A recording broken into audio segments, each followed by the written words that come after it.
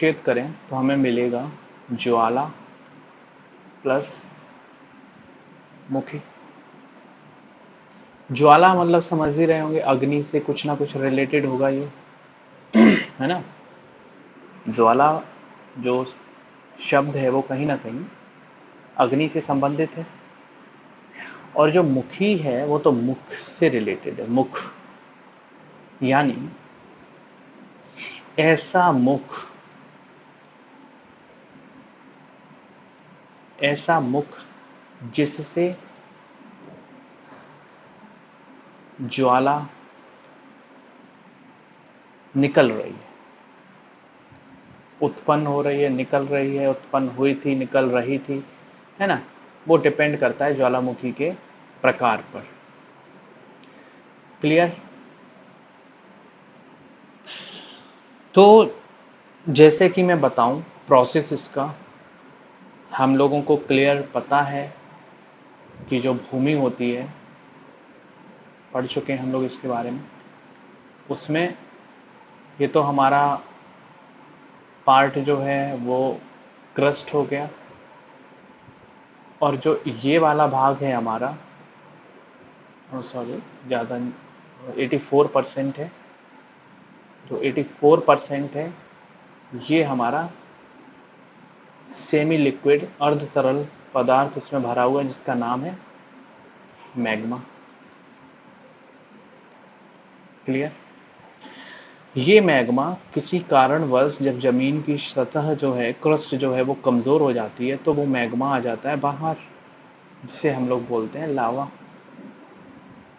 यहां तक सिंपल। और आपको ये भी पता होगा जो मैग्मा है वो लगभग 200 या 100 किलोमीटर के बाद जो है हमें मिलने लगता है। ठीक है, मैग्मा जो है वो हमें, अच्छा जो मैग्मा है किस आंतरिक पार्ट में है, जमीन के किस आंतरिक उसमें है, भाग में, तो उसको हम लोग मेंटल बोलते हैं, है ना। मेंटल में ही मैग्मा है, और आपको पता है मेंटल जो है उसकी लेंथ अप्रोक्स 2900 किलोमीटर के आसपास है। आज कलर भी ऐसा लग रहा ना ज्वालामुखी की तरह है ना। तो क्या होता है कि किन्हीं कारणों बस जमीन जो है, ये जो क्रस्ट है वो कमजोर हो जाती है। वो मैं कारण आगे बताऊंगा, क्योंकि लावा कैसे, मतलब जो ज्वालामुखी होते कैसे आते हैं, है ना, उनके जो है डेफिनेशन में। तो अभी मैं केवल आपको ओवरव्यू दे रहा हूं। तो जब ये तोड़ के बाहर आता है मैग्मा जमीन की सतह पर, तो उसे हम लोग लावा कहते हैं। क्लियर। और ये मैग्मा किसका बना रहता है? जो मैग्मा होता है ये किसका होता है? मैंने बताया था, ये आपकी धातुएं हैं, खनिज है, खनिज पदार्थ, ठीक है, चट्टानें पिघली हुई, ठीक है, जल भी इसमें होता है नीचे, प्रेशर है, दाब, टेम्परेचर है, ताप है ना। तो ये सारी चीजें जब इनमें रासायनिक क्रियाएं होती हैं आपस में, ठीक है, इन सभी में जब आपस में रासायनिक क्रियाएं होती हैं, ठीक है, मैं लिख दे रहा हूं यहाँ पे, यही लिख दे रहा हूं, रासायनिक क्रियाएं जब होती हैं तो क्या होता है। मैं एक एग्जाम्पल दे रहा हूं। आपने प्रेशर कुकर देखा ना, प्रेशर कुकर, उसके अंदर जब कोई चीज बनती है तो उसके ऊपर एक सीटी टाइप की लगी रहती है ना। जैसे ही अंदर इतना दाब हो जाता है, प्रेशर हो जाता है, तो वो सीटी खुल जाती है और उसमें से गैस बाहर आती है। सेम ऐसा ही प्रोसेस इसके साथ भी है। जैसे ही अंदर कुछ आंतरिक क्रियाएं हुई और पता चलेगा कि यहाँ पे जमीन कमजोर है, तो वो गैस, उसमें गैस बाहर आती है ना, भाप बाहर आती है। इसमें भी भाप पहले निकलती, पहले गैस निकलेगी, उसके बाद अब छेद तो हो ही चुका है, यहाँ पे होल हो चुका है, उस होल से जो है मैग्मा बाहर आ जाता है। क्लियर है। मैग्मा बाहर आ जाता है। अब इसमें से जो बाहर आता है वो क्या क्या चीजें होती हैं, क्या क्या बाहर निकलता है उस प्रेशर कुकर में? जैसे वाष्प बाहर निकलती है, तो इस जमीन को तोड़कर क्या क्या चीजें निकलती, मैंने ये जमीन बना दिया। जमीन का मतलब जो आपका क्रस्ट है, उस क्रस्ट को तोड़कर तो सबसे मतलब जो है, जो निकलते हैं वो है पत्थर के टुकड़े निकलते हैं। एक्चुअली आपको पता है ना, पत्थर के टुकड़े भी तो इसके नीचे है ना, क्रस्ट में है। खनिज पदार्थ आते हैं बाहर, ठीक है। और क्या आता है बाहर? पानी भी आता है, जलवाष्प भी बाहर आ जाते हैं। जो आप पाताल तोड़ कुएं आगे देखेंगे ना चल के, पाताल तोड़ कुएं, वहां से जलवाष्प निकलता है और बिल्कुल गर्म पानी खौलता हुआ चीजें अभी आगे चल के हम लोग देखेंगे। और अनेक प्रकार की गैसें भी निकलती हैं, ठीक है। मैंने नीचे लिख दिया, शायद दिख नहीं रहा होगा, थोड़ा सा इसको ऊपर लिख दो।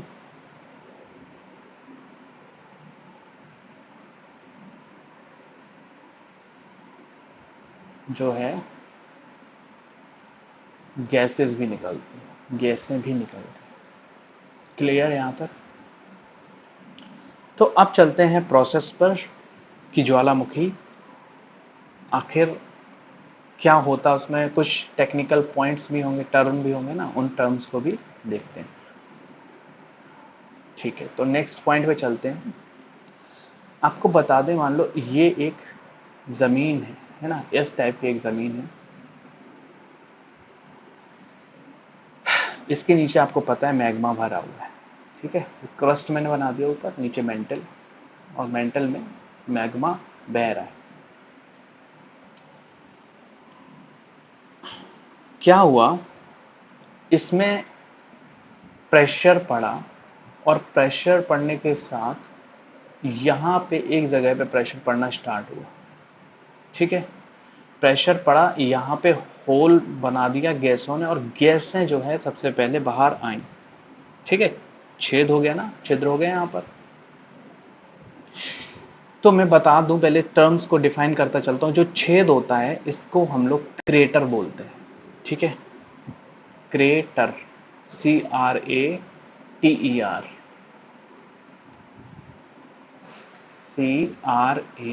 CRATER, crater. हिंदी में इसको विवर बोलते हैं, विवर, विवर बोलते हैं। क्लियर?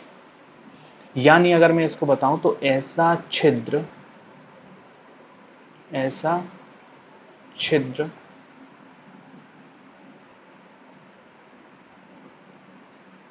जहां से क्या बाहर आ रहा, जहां से बाहर क्या आएगा, जहां से मैग्मा बाहर आता है, लावा भी बोल सकते हैं, मैग्मा या लावा बाहर आता है। बाहर मैंने बताया ना, जैसे बाहर आएगा तो लावा बन जाता है, अंदर मैग्मा। अभी तो अंदर है ना, तो बाहर आ रहा तो मैग्मा बाहर, मैग्मा बाहर आता है,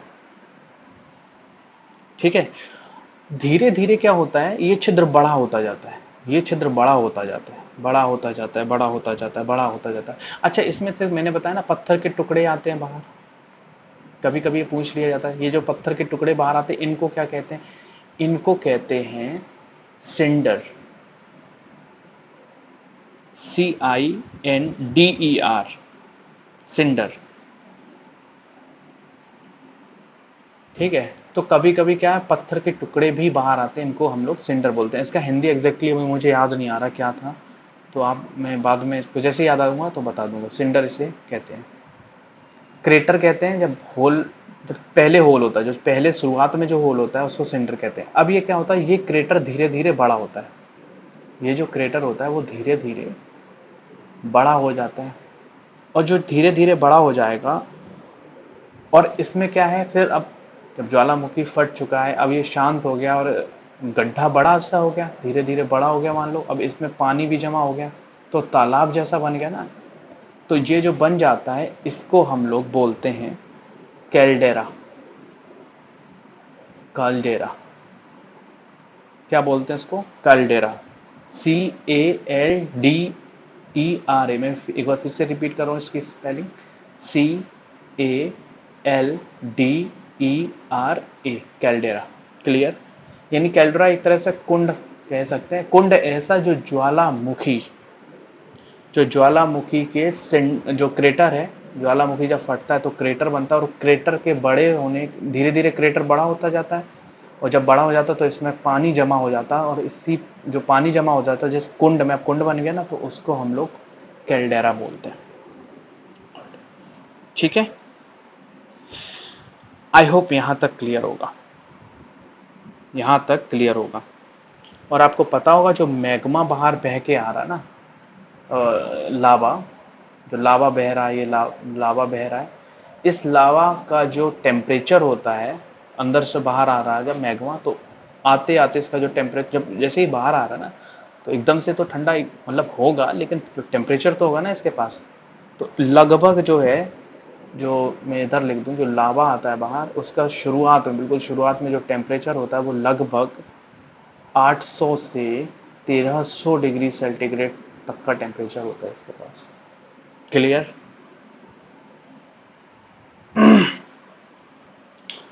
यहां तक क्लियर है? समझ में आया? मैं कमेंट्स पे जा रहा हूं, आप लोग जरा जल्दी से कमेंट्स कीजिए अगर आ रहा है। अगर कुछ प्रॉब्लम है तो एक ही बार में पूछिएगा। हाँ, बताएं।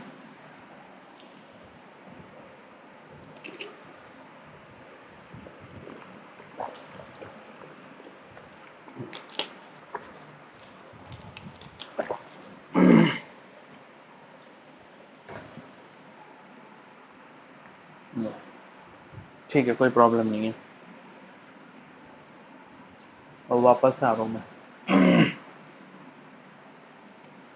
ठीक है, तो इसको हम लोग, तो हमने 3 शब्द यहां पे देख लिए। पहला क्रेटर शुरुआत में, फिर है सिंडर, और कॉल्डेरा। ठीक है, ये 3 शब्द आपको मिल गए। मैग्मा और लावा से पहले से ही परिचित है, क्लियर है यहाँ पे। नेक्स्ट चलते हैं। अब बात करते हैं कि आखिर कारण क्या होते हैं। जो ज्वालामुखी होता है, उसके फटने के, ज्वालामुखी निकलने के कारण क्या होते हैं, कारणों पर चर्चा हम लोग करते हैं। तो जरा आप लोग अगर खुद से अपने दिमाग पे प्रेशर डाल के अगर सोचेंगे तो शायद है, मैं बताता भी चल रहा हूँ साथ ही साथ, तो आप लोगों को शायद एक आध पॉइंट निकाल लें, है ना। चलिए आप कोशिश कीजिए मिलाने की साथ में। देखो, इसका पहला और सबसे इम्पोर्टेंट जो कारण हो सकता है वो है भूगर्भीय भूगर्भीय ताप में वृद्धि। प्रेशर कुकर से सीधे रिलेट कर दो। अगर टेम्परेचर में, क्या है, प्रेशर कुकर गैस पे रखी हुई है ना, मैंने जो है टेम्परेचर पहले नॉर्मल था, जैसे ही मैंने टेम्परेचर इसको हाई कर दिया, है ना, तो क्या हो गया, जो गैस, जो वाष्प आनी होती है, जो कुकर की जो सीटी होती है उसके थ्रू बाहर निकलती है जो गैस, तो वो गैस बहुत जल्दी होगी ना, जल्दी से गर्म हो जाएगी। वैसे ही भूगर्भ में जब तापमान बढ़ जाता है, भूगर्भ मतलब पृथ्वी के अंदर, है ना, पृथ्वी का जो गर्भ होता है, उसमें टेम्परेचर जैसे ही बढ़ जाएगा, तो जब टेम्परेचर बढ़ जाएगा तो वो गैसों में जो है हलचल तेज हो जाएगी, और वो कहीं ना कहीं वो वीक जो पॉइंट है पृथ्वी का, जो क्रस्ट पर जो वीक पॉइंट है, कमजोर जगह है, उसको ढूंढने का प्रयास करेगा और वहां से फट के बाहर निकल जाएगा पृथ्वी को तोड़ते हुए, क्रस्ट को। क्लियर? तो पहला पॉइंट ये हो गया। दूसरा पॉइंट क्या हो सकता है? दूसरा हो सकता है भूपर्पटी, जिसे हम लोग क्रस्ट कहते हैं, की कमजोरी कह सकते हैं। भूपर्पटी की कमजोरी, है ना, अभी बताया ना मैंने, जहां पे परपटी कमजोर है, किन्हीं कारणों से कमजोर हो गई है ना, तो वहां से भी क्या है, इस टाइप की गैसें तोड़ के, तो इनको ज्यादा ताप की जरूरत नहीं होती है, आसानी से तोड़ सकती हैं फिर इसको। तीसरा कारण क्या है, ये तो मैंने बहुत स्टार्टिंग में बता दिया था, प्लेट विवर्तनिकी, प्लेट टेक्टोनिक, प्लेट विवर्तनिकी, है ना। आपको पता है कि सबसे ज्यादा सागरों के तट पर आते हैं ना भूकंप, सागरों के निकट द्वीपों पर क्यों आते हैं? क्योंकि वहां पे प्लेट टेक्टोनिक, आपको एक नाम आपने जो हमने बताया था, रिंग ऑफ फायर, है ना, यहाँ पे भी सबसे ज्यादा तो भूकंप यही पाते हैं, 75% के अराउंड ज्वालामुखी भी यहाँ पे आते हैं। ठीक है, तो ये कुछ ऐसे 3 मेन इंपॉर्टेंट पॉइंट थे। इसके अलावा भी हो सकते हैं छोटे मोटे पॉइंट्स, लेकिन ये मेन पॉइंट है। तो मैं एक बार फिर से रिपीट करता हूँ, भूगर्भीय ताप में वृद्धि, यानी जो पृथ्वी के अंदर टेम्परेचर है उसमें अगर वृद्धि हो जाती है तो गैस जो है वो बाहर निकलने के लिए उतावली हो जाती है एक तरह से कहें। तो उनको जहाँ भी वीक पॉइंट मिलता है, क्रस्ट के जिस भाग में वीक पॉइंट मिलता है वहाँ से वो लोग उस क्रस्ट को तोड़कर बाहर आ जाती हैं गैसें, और फिर उसके उसके साथ ही साथ मैग्मा भी बाहर आ जाता है।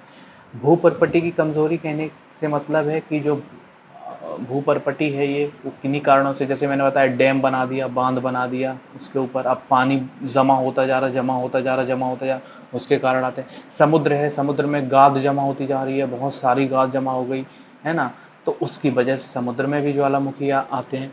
ठीक है। तीसरा मैंने बताया प्लेट विवर्तन की, आपने इसको भूकंप में भी देखा है, इसको भी भूकंप में देखा है ना, तो ये भूकंप से भी रिलेटेड है सारी चीजें। तो इसको हम लोग प्लेट विवर्तनिकी से जोड़ के देख सकते हैं, यानी रिंग ऑफ फायर इससे बनता है, आपको पता होगा रिंग ऑफ फायर। उस क्षेत्र में तो सबसे ज्यादा ज्वालामुखी आते हैं। सागरों के जो किनारे द्वीप हैं, जैसे जापान है ना, जापान में मैंने बताया था एक द्वीप का नाम, नाम बता सकते हैं आप अभी जापान का जो द्वीप था? हाँ, रिकॉल कर लेना है ना, कमेंट्स मत करना क्योंकि फिर से पेज पे जाना पड़ेगा। तो वो द्वीप है, तो इस तरह वो ज्वालामुखी, सबसे बड़ा ज्वालामुखी भी आपने सुना था। तो ये सारी चीजें जो है ज्वालामुखी के कारणों में इंक्लूड, इन तीनों को हम लोग कर सकते हैं। नेक्स्ट चलते हैं इसके आगे। अब मैं बात करूं, जैसे मैंने भूकंप को बांटने की कोशिश की थी अलग अलग क्षेत्रों में, उसी प्रकार से हम लोग विश्व के जो विश्व के क्षेत्र हैं, विश्व के ऐसे क्षेत्र जहां पे ज्वालामुखी आते हैं सर्वाधिक ज्वाला, तो विश्व के क्षेत्रों की बात करूं, अगर मैं इनका विवरण करूं, तो पहला याद करने की कोशिश करो भूकंप में हम लोगों ने क्या पढ़ा था। प्रशांत महासागरीय, प्रशांत महासागरीय पट्टी है ना, बेल्ट, उस बेल्ट को याद करने की कोशिश करो जिसमें रिंग ऑफ फायर सी बेल्ट में है। क्लियर? तो यहां तो आएंगे ही आएंगे। क्लियर? इसी में सबसे ऊंचा मैंने बताया था, सबसे ऊंचा जो ज्वालामुखी पर्वत है, नाम अभी मैंने रिकॉल कराया था, फिर से बता दूं, ज्वालामुखी पर्वत कोटोपैक्सी। ठीक है, कोटोपैक्सी साउथ अमेरिका में है ये, लैटिन अमेरिका जिसे कहते हैं, साउथ अमेरिका। और क्या कह सकते हैं, फ्यूजियामा जापान का, वो भी इसी बेल्ट में है, जापान में। ठीक है, एक और नाम लिख लो, चिम्बोराजो, चिम्बोराजो, चिम्बोराजो। ठीक है, ये मध्य अमेरिका में, मिडिल अमेरिका में, जिधर मैक्सिको वगैरह है। क्लियर? तो ये प्रशांत महासागरीय पट्टी के मैंने ज्वालामुखी को देखा, सब सर्वाधिक ज्वालामुखी इसी क्षेत्र में आता है। इसमें एक वही रिंग ऑफ फायर भी लिख लो एक जगह पे क्लियर करके, ring of fire. Second point देखूं तो मध्य द्वीपीय पट्टी, मध्य महाद्वीपीय पट्टी। मैं एक साथ कमेंट्स देख लूंगा, है ना, आप लोग एक बार कमेंट्स कर देते तो मैं लास्ट में जाके एक बार देख लूंगा। महाद्वीपीय पट्टी, तो इसमें क्या क्या है, मध्य द्वीपीय पट्टी में कुछ इंपॉर्टेंट ज्वालामुखी के नाम मैं बताऊं तो किलिमंजारो, मैं इसको सोच रहा हूँ नेक्स्ट पेज पे ले लूं।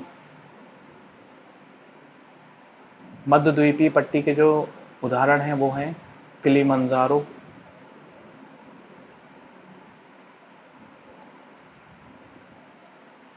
स्टाम्बोली, कुछ कुछ ही मैं दे रहा हूँ, ज्यादा मैं बोझा नहीं लादने की कोशिश कर रहा हूँ, इंपॉर्टेंट इंपॉर्टेंट नाम दे रहा हूँ। विसुवियस तो आपने लिखा ही होगा, विसुवियस, मैंने कल एक मूवी बताई थी पोम्पे, शायद हो देखी हो, नहीं टाइम है तो आगे देखना। एटना, इसी में एक नाम था एटना, ये दोनों इटली के हैं। ठीक है, विसुवियस और एटना ये दोनों इटली के ज्वालामुखी क्षेत्र हैं, केंद्र हैं, ज्वालामुखी के नाम है। इस्तांबुली भी इटली का है आपका, तो तीनों हैं ये।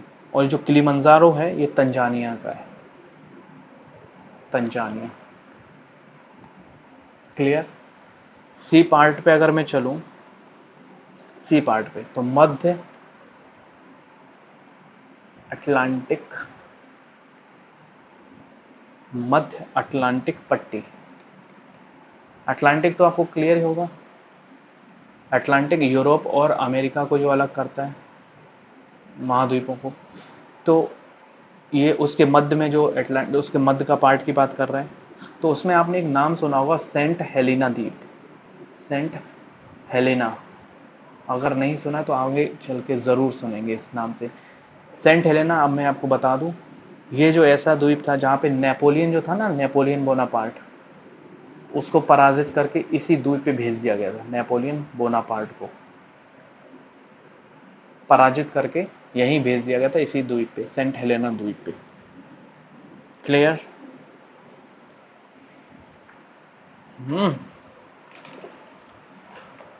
तो ये कुछ 3 मैंने क्षेत्र बताए हैं। पहला क्षेत्र जो जिसकी बात की मैंने, वो था प्रशांत महासागरीय पट्टी। इसमें जो है रिंग ऑफ फायर, आपको सबसे ज्यादा मैंने बताया ना 75 के अराउंड यहाँ पे ज्वालामुखी के अंदर ज्वालामुखी फटते रहते हैं। ज्वालामुखी मैंने बताया, सबसे बड़ा जो ज्वालामुखी था वो था कोटोपैक्सी, है ना, साउथ अमेरिका में सबसे ऊंचा ज्वालामुखी। फ्यूजियामा जापान में है ये, और चिम्बोराजो ये तो मध्य अमेरिका का है। फिर मैंने बात की मध्य महाद्वीपीय पट्टी की, उसमें किलिमंजारो तंजानिया और इस्टेम्बोली, विसुवियस और एटना, ये तीनों इटली की हैं। ये तो याद ही हो जाएंगे, दो तो याद रखना ही रखना है, विसुवियस और एटना, है ना, और किलिमंजारो। उसके बाद जो मध्य अटलांटिक पट्टी है, उसमें द्वीप की बात की मैंने, सेंट हेलेना द्वीप। तो ये सारे जो हैं एक तरह से सर्वाधिक ज्वालामुखी वाले क्षेत्र हैं। अब मैं एक पॉइंट की और बात करूंगा, और वो पॉइंट होगा हमारा विस्फोटों के आधार पर ज्वालामुखी क्षेत्रों का विवरण। विस्फोट विस्फोट विस्फोट पर आधारित।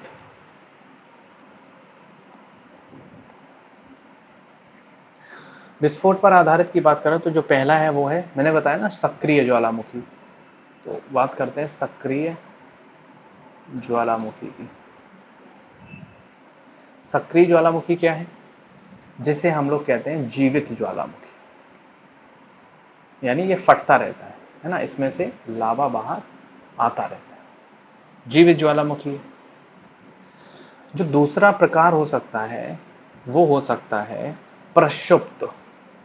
प्रक्षुप्त है, सुप्त नहीं है, प्र इसके साथ लगा हुआ है, प्रसुप्त ज्वालामुखी। प्रसुप्त ज्वालामुखी मतलब है जो रुक रुक कर फटता है, रुक रुक कर फटने वाला। ना उसे शांत कह सकते हैं, ना उसे सक्रिय कह सकते हैं, इसीलिए प्रक्षुप्त लगा है, रुक रुक कर जो फटता है। तीसरे अगर ज्वालामुखी की अगर हम बात करें प्रकार की, तो वो है मृत या सुप्त, मृत ज्वालामुखी। नहीं नहीं, सुप्त तो इसी को कहेंगे, सुप्त मतलब सोता हुआ, क्या है वो, कभी भी जग सकता है, ठीक है, तो उसे ही हम लोग कहते हैं रुक रुक कर। जैसे मैंने बताया था ना, ये रुकना एक सेकंड, जस्ट मैं बैठ जाऊं। तो ये जो विसुवियस था ना, पोम्पे शहर को, ये सुप्त था, अचानक से ये जाग गया, तो इसको प्रक्षुप्त नाम दे सकते हैं, सुप्त दे सकते हैं, ठीक है। तो जो मृत ज्वालामुखी है, इसका मतलब है जो एकदम से डेड हो गया, ठीक है, डेड हो गया, यानी अब ये फटेगा नहीं, ठीक है, मृत हो गया, डेड हो गया। एक बहुत ही इंपॉर्टेंट बात बताऊं, अब मैं बात करूं, अगर भारत के महाद्वीप की बात, भारतीय महाद्वीप पे बात करें, तो भारतीय महाद्वीप पे कौन सा ज्वालामुखी, तो भारतीय महाद्वीप पे प्रक्षुप्त ज्वालामुखी एकमात्र, मैं कह सकता हूं एकमात्र ऐसा ज्वालामुखी है जो कहां पर है, जो है अंडमान निकोबार में। इसका नाम है बैरन महाद्वीप। बैरन जो द्वीप है, वैरन द्वीप, महाद्वीप सॉरी गलती से निकल गया, ये जो वैरन द्वीप है, ये भारत का एकमात्र एकमात्र सक्रिय ज्वालामुखी हम लोग कह सकते हैं, एक तरह से सक्रिय ज्वालामुखी जो फटा है अभी तक, ठीक है, ये जो है एकमात्र है भारत का, एकमात्र इंडिया का, अंडमान निकोबार पर है वैरन द्वीप, ठीक है। तो